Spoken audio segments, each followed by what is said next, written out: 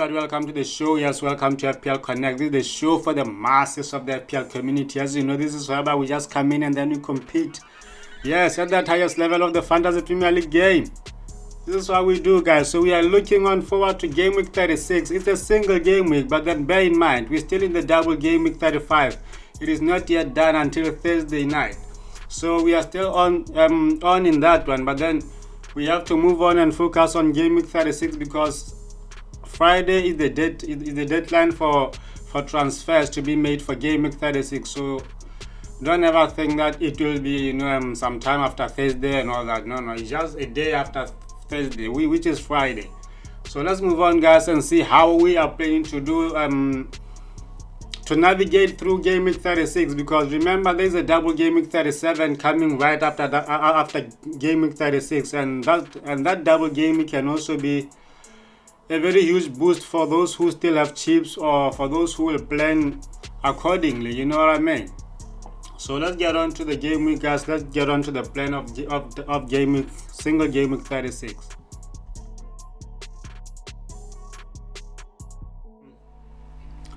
Alright, guys, so this is how we do it. Before we go into game week 36, we just have to see how game week 35 is going. So at the moment we are on 63 points. Our game week rank has been quite good as well, because it's 622. I think for the past 3 game weeks, I've had a game week that is pretty good. That is pretty good. So it shows that we are really putting in work in there, and it's starting to show. It's kind of showing. That is good. So we are on 63 points.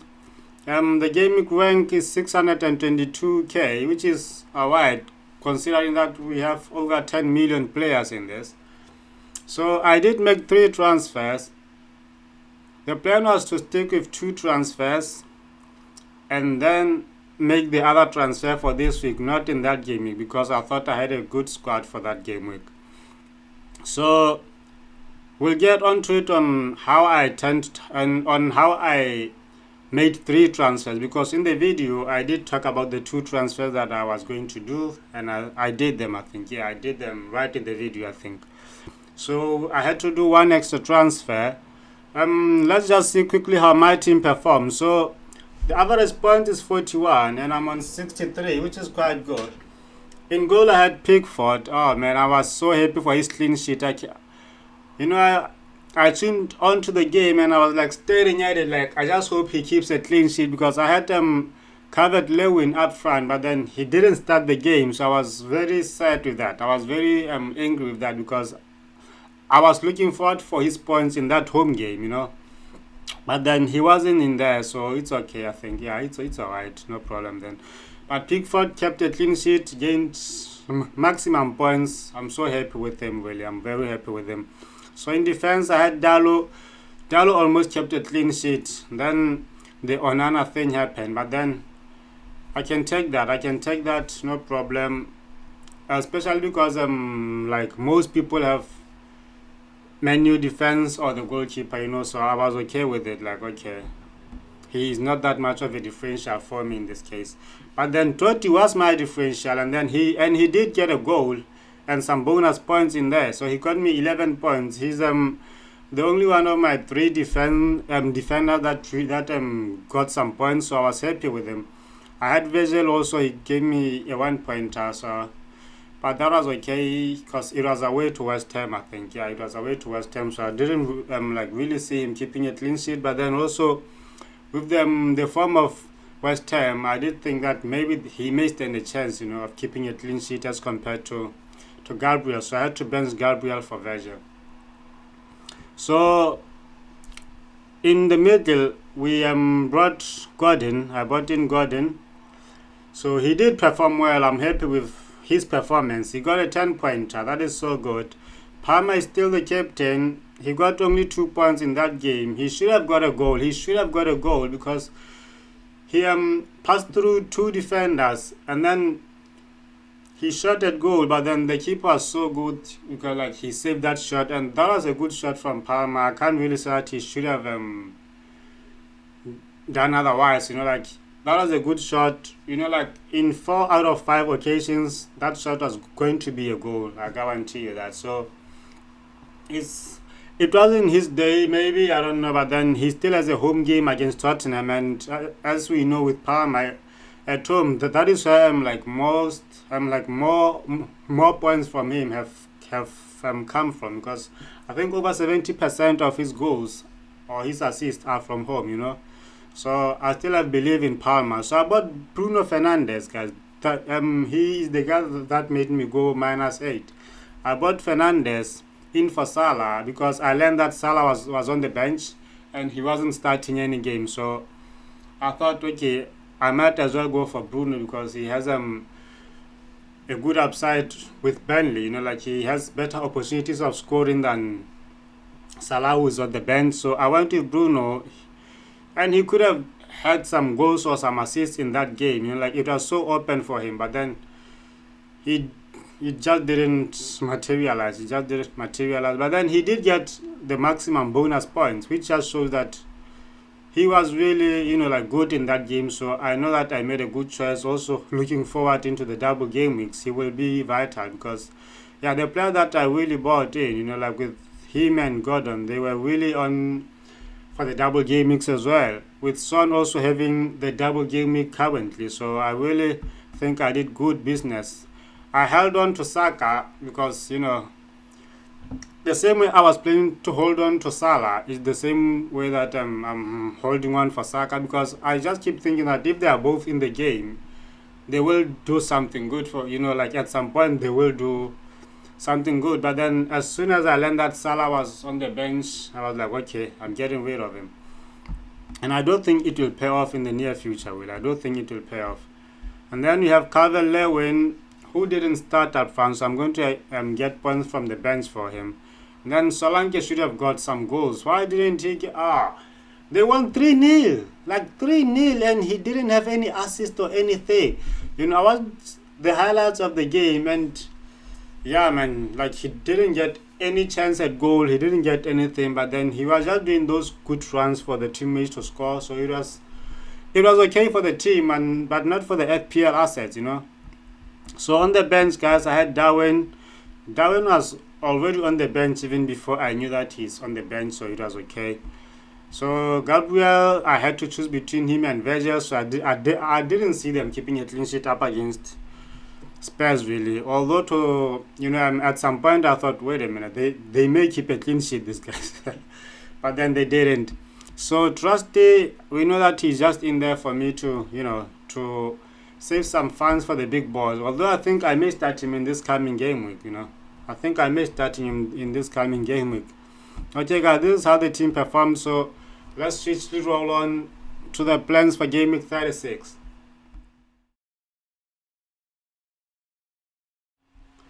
Alright, guys, so this is the team for game week 36.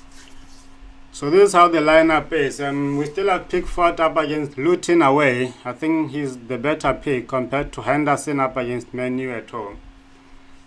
So we have Darlow in defense up against Palace away. Gabriel, well, I'm expecting Gabriel to keep a clean sheet up against Bournemouth. With Virgil with Tottenham, I'm not really expecting a clean sheet, but then it is possible considering that they are at home, and I think they will need to show a better response because they are not doing so good, so they will have to try to show a better response, and there's no good chance to in doing that in front of your fans, in front of your home fans. So I do fancy him keeping a clean sheet, or at least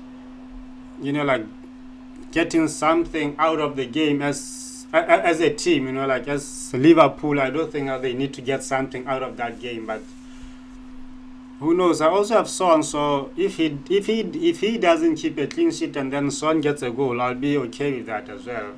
And if Virgil also gets a goal on the other hand, then I'm more than happy this time around then. So in the middle, I have Gordon away to Burnley. Yeah, well, there's a thing with Gordon that he doesn't keep he doesn't score goals or do assists away, but then he's very prolific at home. Yeah, well, stats-wise, that is true. I can't deny that. But so this time, I'm just hoping that he will get something up against Burnley. Well, that is my hope. But yeah, I really don't see them getting a lot of goals up against Burnley. I feel like Burnley really have something to fight for, and they are really going going to go all out for that. They are really going to go all out for that. So in the meantime, I'll keep him because he's still the best asset that I have in midfield or in the squad, so I can't bench him for another player. So Palmer will be up against West Ham, and then yes, I do see him as my captain. So in the meantime, I'll just leave the captaincy to him. And then Bruno Fernandes is away to Crystal Palace, so I'm happy with Bruno in there. Yeah, I do think he can get an assist or a penalty or a goal, just something from the game. Even the set pieces, as he's on some set pieces, so then we have Son up against Liverpool away. Yeah, well, it's going to be a difficult one for Son. It's going to be a difficult match for them, but then if there is a player who can get something from that game, then it is Son Heung-min. Like he can get a goal out of nowhere for them. So I'll keep him in there. And I think he also has a double game week coming up, so it's good to have him. And he is not going anywhere until after the double game week, but then it will just be a single game week left by then. Then you have Saka up against Bournemouth at home. I also think Saka has a potential of being my captain. I really think he has a potential of being my captain. At the moment, I'll leave him as the vice captain. Let me just see their fixtures. When is Arsenal playing? So Arsenal is playing on a Saturday. Whereas Chelsea is playing on a Sunday. Sometimes I just like it to have my captain play, the next day, so that at least it feels like a luxury points, when the points are coming in after others have got their points, and then you are still like, okay, I'm not that far off. If my guy just doubles up, even a 5-pointer, it can get me this far. It kind of gives you the last laugh in a certain way. So yeah, I really don't know how I will do it, but then in the meantime, I think Palmer can be the captain with this squad. And then up front, I have Calvin Lewin up against Luton away. I'm not sure if he will start, and also considering that it's an away game. And then I have Darwin to Tottenham at home. So I'm happy with Darwin this time. I think he starts this match because in the last match it was Gakpo who started. So I think this one it will be Darwin who starts, and he can score goals if he wants to. He is more like Jackson this one, yeah. So we know that. Well, I know that he will have opportunities. I don't know if he will score them today, but then, this time around. But then we'll see. So Calvin Lewin, I said I'm not sure with him. I'm off him. Solanke up against Arsenal. I really don't think they will score a goal. So I'm not entertaining the Solanke idea. In fact, I'm thinking of selling him. So this is where I come to my transfers. So I'm thinking of selling Solanke and going for Haaland, because Haaland is up against Wolves, and also he's having a double game week the week after that. And that is why I plan to use my triple captaincy, because that is the only chip that I have at the moment. So I'm planning to use that in double game week 37. And I do think it will be on Haaland. I'm not sure if there is someone else that I can use it on.